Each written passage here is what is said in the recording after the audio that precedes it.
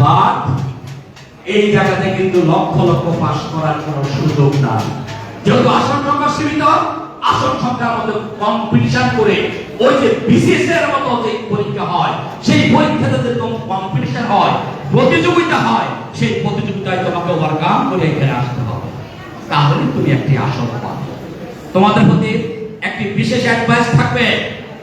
ঢাকা বিশ্ববিদ্যালয়ে আমি 3টা ইউনিটের কথা বলছি।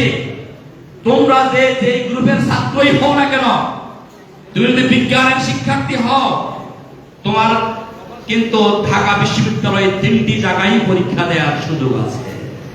তুমি মানবিকের শিক্ষার্থী হও, তোমার কিন্তু 3টি জায়গায় পরীক্ষা দেওয়ার সুযোগ আছে। তুমি যদি ব্যবসা শিক্ষা শাখার স্টুডেন্ট হও, তাও কিন্তু তোমার 3টি জায়গায় পরীক্ষা দেওয়ার সুযোগ আছে। এই সুযোগটা সবাই কাজে লাগাবে।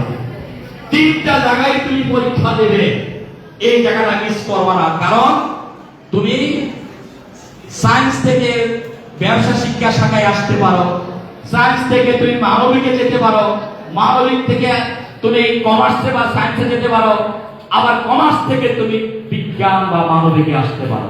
সেই সুযোগ কিন্তু আছে। এটা হলো একটা অ্যাডভাইস। সেকেন্ড অ্যাডভাইস হলো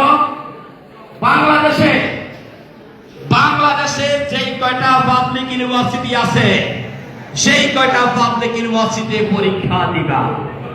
শুধু ঢাকা ইউনিভার্সিটি থেকে তাকিয়ে থেকো না, মনে থাকবে।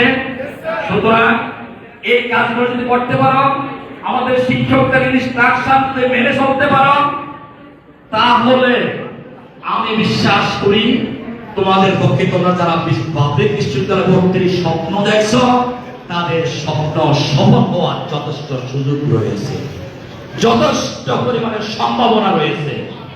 বন্ধুরা, আমি এই প্রসঙ্গ এখানে শেষ করব।